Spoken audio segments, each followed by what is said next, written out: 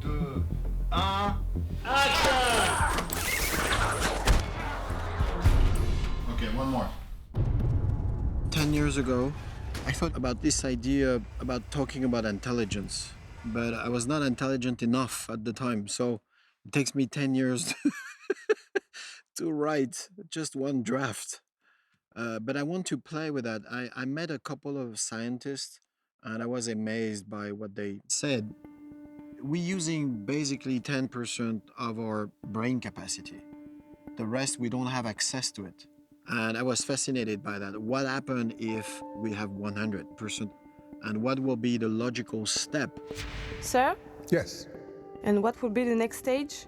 Well, the next stage would probably be control of other people. What would happen if we could use more of our brains? I'm gonna drive. No, this is not possible. This is a police car. Okay. It was very interesting to play with that. Did you always drive like that? I've never driven before. Great. Imagine what would happen if you could use 20%, I can feel every living thing. 30, 40, 50, 100. Imagine. And Luc Besson, bless his heart, imagines.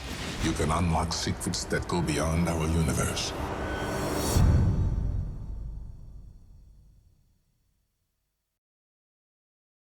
So it starts with lots of conversation with big scientists. 12 of them were Nobel Peace Prize, and they are all of them in the ICM, the Institute for the research about the brain in Paris. Action! So I work a lot for years to try to find the right balance between what's real and what's fantasy and make the film enjoyable.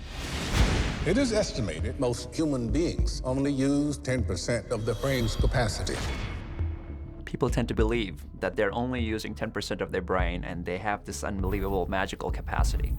The real answer is no one knows. There are some scientists who believe the 10% number is a total myth and the real number should be 100%. And there are other scientists who believe 10% is actually too generous, that our capacity is infinite. To answer that question, you really need to know something very fundamental. What is the brain's total capacity? And nobody knows that. But the simple fact that you can take a 60-year-old person and with some basic training, improve that person's cognition 15, 20, 30%, suggests that we're not using anywhere close to the maximum possible capability. The idea of increased brain power may be the answer to that. Big maybe. If you were to compare it to a car, it would probably be like driving a car at 60 miles an hour. We're not accessing the 120 miles per hour that the car, in theory, is capable of. The brain is an organ which receives perceptions, the touch, vision, which transforms this perception into action. That's all the brain is doing. It can be very complex.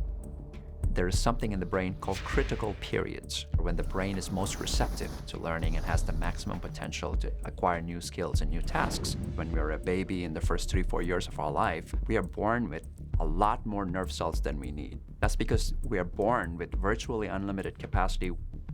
And then there is a second critical period in the teenage years where the brain again opens up and gives you a second chance to learn a lot of amazing new skills. But then once the brain has mastered that task, it almost becomes so efficient, it becomes automatic processing. And that's how the brain has this almost infinite capacity to keep on increasing itself, because if it constantly needed to rely on different parts of the brain working over time, then there would be a physical limit.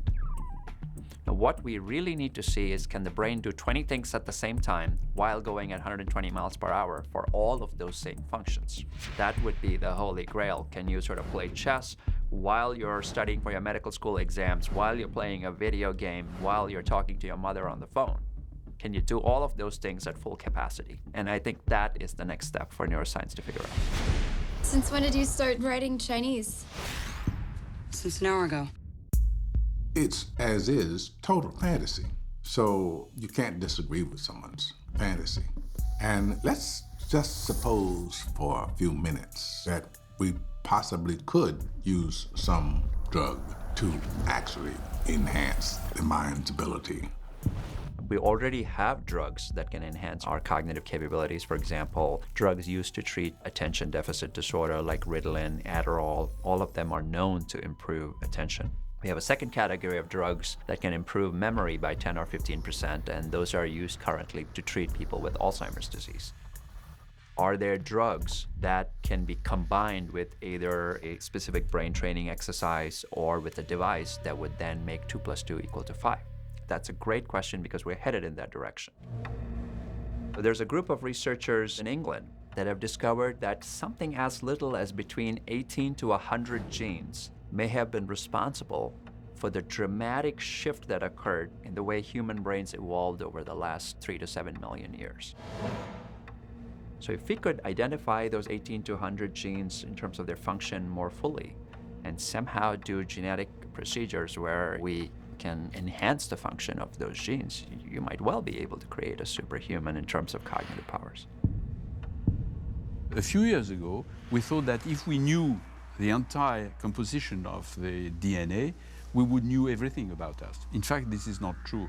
The DNA is producing something which is called RNA, but not only one per site in the DNA, but thousands, so that at the end, the number of compounds which are produced by the DNA is huge. It's unbelievable. So that just knowing in brief the composition of the DNA doesn't help so much, except to identify mutations responsible for some diseases, for instance. The fact that we have, hundreds of billions of cells who communicate 1,000 signals per second per cell, the web is nothing compared to that. So I was fascinated by that. What's very interesting, and one of the doctors confirm it, can't prove it, but he say it's not illogical, is that at a certain moment, when you open up your capacity on your brain, if you get 20%, then you can open 30. But when you reach 30, you can open 40. And in fact, it's like dominoes. Once the brain reaches 20%, it opens up and expands the rest. There are no more obstacles. They fall away like dominoes. I'm colonizing my own brain.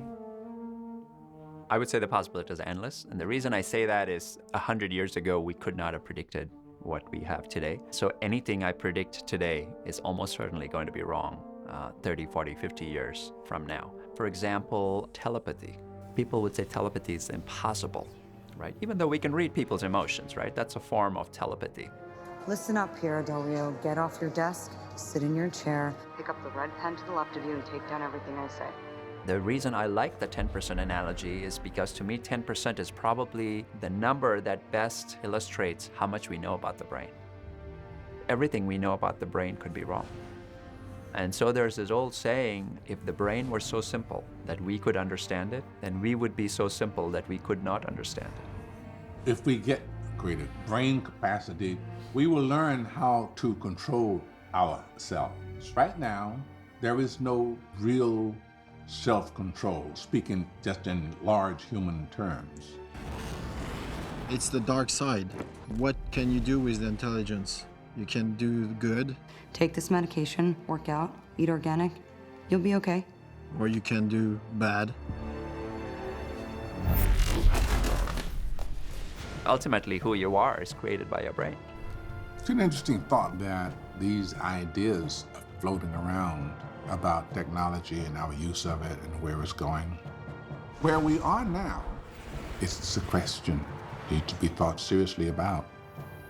Almost everything we have today would have seemed like magic 100, 150 years ago. The internet, mobile telephones. As we've become more intelligent, there's also an element of serendipity in some of these discoveries. Our ways of thinking about the brain are simply constrained by our own human ability.